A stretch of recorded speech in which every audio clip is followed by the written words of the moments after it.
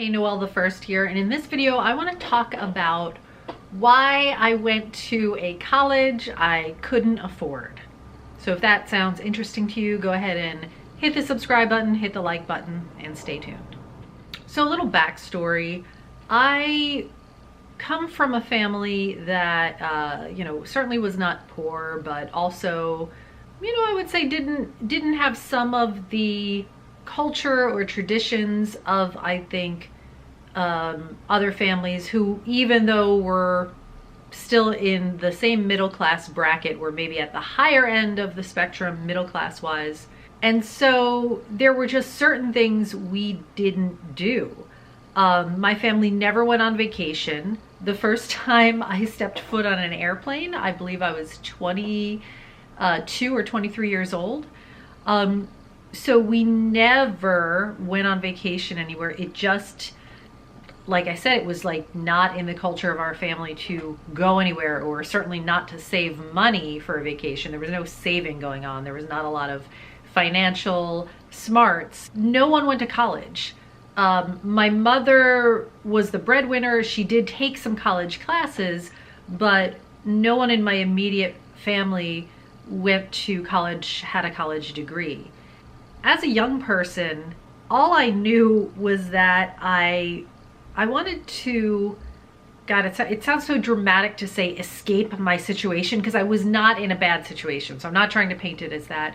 But as a young person, as an individual, I always had a tremendous amount of wanderlust.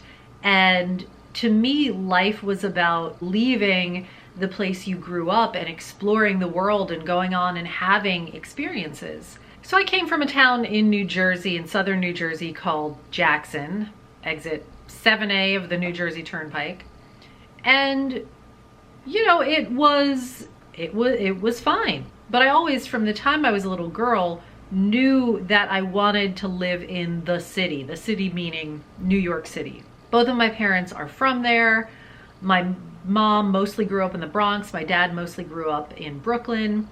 And so I would visit New York and Brooklyn a lot as a little girl, and I just loved it. I loved the energy of the city. I thought it was so cool. As a child, I wasn't like a cautious child about certain things, certainly not about like food or anything like that. So I always wanted to try new things, and the newer and more different it was, the more I was drawn to it. So how does this loop around to me going to NYU? Well, because I didn't have a mentor, I didn't have someone personally in my family to guide me through the college process, I was quite unsophisticated about how that all worked.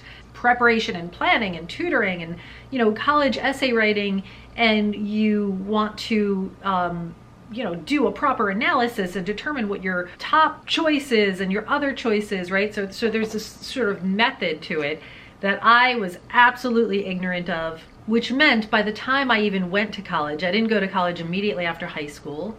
I kind of just hung around, worked at my parents' dry cleaners, which I hated, and didn't know what the hell I was going to do with my life until I finally went to community college for 2 years, got into the acting, got into the theater of that college. It was Brookdale Community College, and I loved it. And I was just bitten by the acting bug. I was bitten by the performance bug. And at that point, I decided to apply to NYU, not ever thinking that I would get in, but I did. So we're talking, this is the 90s here. So I've never hung this thing, but yeah. I graduated from NYU in 1999, so I'm much older than most of you probably watching this video. But for me, it was the only school I applied to. It didn't even, yes, I knew that I should apply to other schools, but it was my dream to go to NYU, mainly because I wanted to live in New York City. And so I guess I thought that that would be sort of a nice soft landing to living in New York City and then building a life there. And even though that was very naive, that's kind of exactly what happened. But let me back up. When I was accepted to NYU, and discussed it with my mother, it was like, there is no way you're going to NYU. There is no way you can afford this school. And I was absolutely devastated. You know, in my mind, that was my ticket out. In my mind, if I did not go to NYU, then my destiny would be to live in Jackson, New Jersey, you know, with or around my family for the rest of my life, and not do anything interesting. And again, I'm not meaning to like shit on New Jersey or the town that I come from, but I had this desire to move to other places and other cities. And I just really felt like there was no other way for me. And finally, my mom, who worked in a bank and understood how one could get loans, you know, finally just got every loan she possibly could. So we wound up getting these ridiculously high interest student loans, and I went.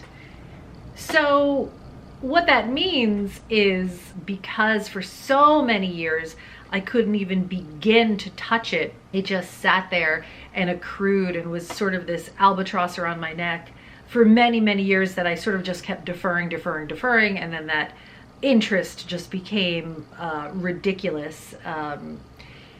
You know, so, you know, it's a cautionary tale. But that said, even though, knowing what I know now, I wouldn't make the same decision, that's not the same as regret, because I would say that it turned out well for me. I can look at the different opportunities that I was exposed to, the different friends that I made. Most of my good friends are, you know, as a result of having gone to NYU in some way. My, you know, first job in production, working on the show Blue's Clues, I got that because my boss was NYU alumni, and he listed the job on the NYU job listing. And so there are very, very tangible things in my life that wouldn't be there had I not gone to NYU. And I really don't think, you know, I'm sitting here in Los Angeles, I'm doing voiceover, I am a freelancer, and I live a very creative life that I'm very happy with. I really don't think I would be here if I hadn't gone to NYU. I just don't think I would have left New Jersey. I really think it was for me personally, I think it was the only way I was going to sort of drastically change my life and my lot in life. And so, you know, this is not advice here. This is just my own personal experience, my own personal story of why I chose to go to a school that I could not afford. But yeah, my understanding is it's even way harder and certainly way more expensive to go now in 2019. But for anyone who has any questions about it, I am more than happy to answer them. I don't know how relevant they'll be since I went so many years ago. I went to Tisch School of the Arts for acting, you know, got my acting degree, but I'm using it, right? So, you know, I'm proud of that fact. I'm proud of the fact that I actually am doing something that does directly relate to my acting degree, which is voiceover, voice acting. So, you know, I know that that's also kind of a rare thing, that many people who get an acting degree wind up not using it. But yeah, hopefully if you are applying to an expensive school, hopefully you've done a lot more research than I did, you know, at the time that I was going, and hopefully you have a lot more, you know, people guiding you and opportunities. Admittedly, sometimes I lose sight of, you know, how fortunate I am in life and the things that I'm grateful for. But, you know, every once in a while I look back on my life and I realize how easily I could have just stayed in my town, not gone to college, and not really left and explored and done things and had the experiences that I'm so fortunate to have had. And, you know, my life would be different. But I think there was a very good chance that it would have been different in a way that I would not have preferred. So if you have any comments, please share them. You know, again, this is just about my own experience, my own life. Not everybody has that wanderlust. Some people want to stay close to home, and I think that's valid, and I think that's a great thing, but I think it kind of comes down to knowing yourself and knowing what is going to make you happy in life and fulfill you. So please comment below. If you like this video, go ahead and hit the subscribe button, but thanks so much.